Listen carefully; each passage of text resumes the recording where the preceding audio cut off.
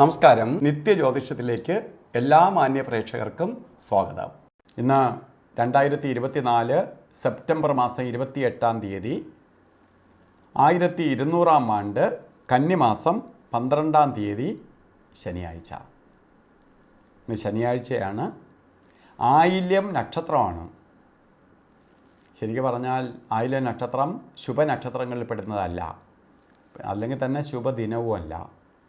അപ്പോൾ എന്ത് ചെയ്യണം? ഇന്ന് ശുഭകാര്യങ്ങൾ നിന്ന് നമ്മൾ വിട്ടു നിൽക്കാൻ നോക്കുക. ശുഭകാര്യങ്ങൾ ചെയ്യാതിരിക്കുന്നതാണ് ഏറ്റവും നല്ലത്. കാരണം ശുഭ ദിവസങ്ങളിൽ അല്ലാതെ വരുമ്പോൾ പ്രകൃതി തന്നെ നെഗറ്റീവ് എനർജി നിൽക്കുന്ന ചില ദിവസങ്ങളാണ്. കാരണം ശനീശ്വരൻ എന്ന് പറയുമ്പോൾ ഈശ്വരനാണ്, വളരെ ശക്തനാണ്. നവഗ്രഹങ്ങളിൽ വച്ചിട്ട് ഏറ്റവും കാലദൈർഘ്യമുള്ള ദശാനാഥനാണ്, പാപഗ്രഹമാണ് ശനി. 19 വർഷക്കാലം. അപ്പോൾ ശനീശ്വരനെ അത്രയ്ക്ക് പ്രീതിപ്പെടുത്തി പോവേണ്ട. പ്രീതിപ്പെടുത്തിയാലോ ശനിദേവൻ തരും പോലെ ഒരു ഗ്രഹം തരത്തില്ല, അത്ര ശക്തനും കൂടിയാണ്. പ്രീതിപ്പെടുത്തിയെടുക്കുക നിസ്സാരമല്ല. അപ്പോൾ പ്രീതിപ്പെടുത്തി കൊണ്ടുപോകണം. ഇന്ന് ബർത്ത്ഡേ വന്നിട്ടുള്ളവർ ഒരു വർഷത്തെ ഫലത്തെയാണ്, കന്യമാസത്തിലായില്യം നക്ഷത്രം.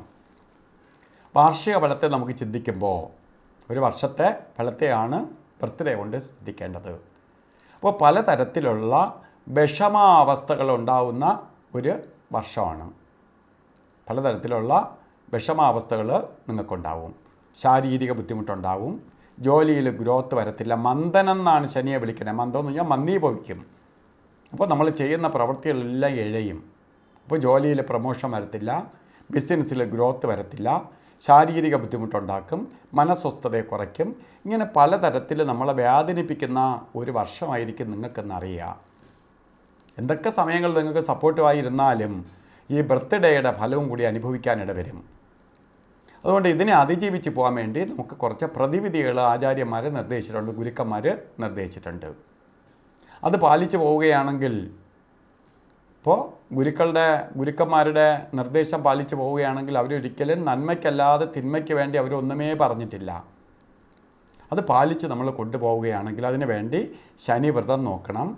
ശനിയുടെ പിതാവായ സൂര്യഭഗവാനെ എല്ലാ ദിവസവും തൊഴണം.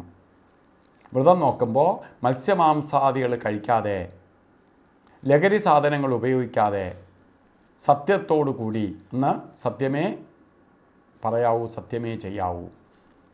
അങ്ങനെ നമ്മൾ പോവുകയാണെങ്കിൽ ഈ ശനിയുടെ ദോഷഭാവം നമുക്ക് ഏക്കാതെ പോവും.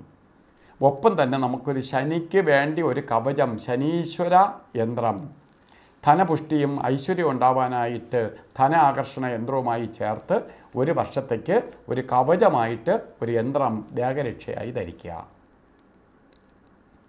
അതിനൊപ്പം തന്നെ നമ്മൾ ഇന്നത്തെ ദിവസം കൊള്ളൂല എന്ന് ഞാൻ പറഞ്ഞു എങ്കിലും ഓരോ കാര്യത്തിന് ഇറങ്ങുമ്പോഴും സമയം നല്ല ദിവസമല്ല. ഇപ്പോൾ രാഹുകാലം നോക്കിയിട്ട് പോവുക. രാഹുകാലം എന്ന് പറയുമ്പോൾ പ്രകൃതിയിൽ 1.5 മണിക്കൂർ നേരം നാഗരുണർന്നിരിക്കുന്ന സമയമാണ്, നാഗർക്ക് അനുവദിച്ചു കൊടുത്തിരിക്കുന്ന സമയമാണ്. നമ്മൾ ആ സമയത്ത് യാത്ര തിരിക്കുകയാണെങ്കിൽ രാഹു ദൃഷ്ടി ചെയ്യും, പാമ്പ് തടയാനിട വരും. ഇപ്പോൾ ചെയ്യുന്ന പ്രവൃത്തിക്ക് റിസൾട്ട് കിട്ടാതെ വരും, തടസ്സമുണ്ടാവും. അത് വരാതിരിക്കാൻ വേണ്ടി രാഹുകാലം നോക്കി പോവുക. ഇപ്പോൾ ശനിയാഴ്ച പൊതുവേ കലണ്ടറിൽ രേഖപ്പെടുത്തിയിട്ടുണ്ട് 9 മണി മുതൽ 10:30 മണി വരെ രാഹുകാലം എന്ന് രേഖപ്പെടുത്തിയിട്ടുണ്ട്. നമുക്ക് രാഹുകാല സമയം 9 തൊട്ട് 10:30 മണി വരെ അല്ല, 9:16 ആവുമ്പോഴേ രാഹുകാലം തുടങ്ങുകയുള്ളൂ. ഇപ്പോൾ 10 മണിക്ക് ഇതില്ല, 10 മണി 45 മിനിറ്റ് ആവുമ്പോഴേ രാഹുകാലം തീരുകയുള്ളൂ. അപ്പോൾ ഈ രാഹുകാലത്തിന് മുമ്പോ ശേഷമോ വേണം ശുഭകാര്യങ്ങൾക്ക് ഇറങ്ങാൻ.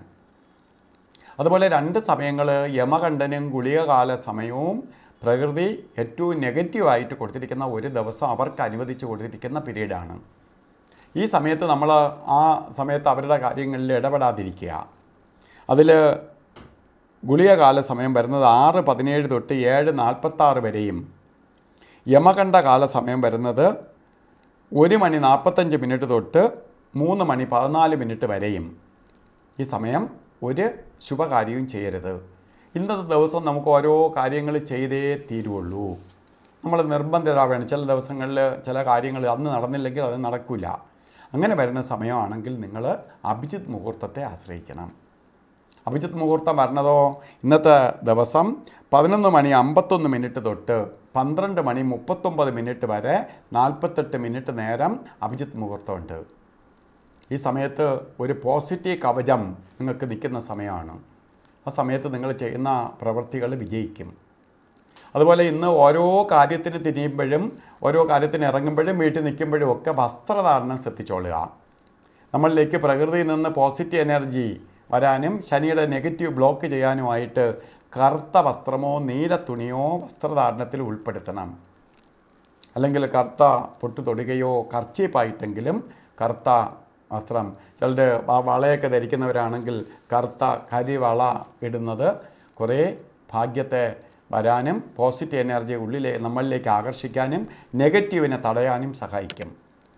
അപ്പോൾ ഇന്നത്തെ ദിവസം എല്ലാവർക്കും ഭാഗ്യദായകമായി തീരട്ടെ എന്ന് ശരിക്ക് പ്രകൃതി ശക്തിയോട് പ്രാർത്ഥിച്ചുകൊണ്ട് നിർത്തുന്നു. നന്ദി, നമസ്കാരം.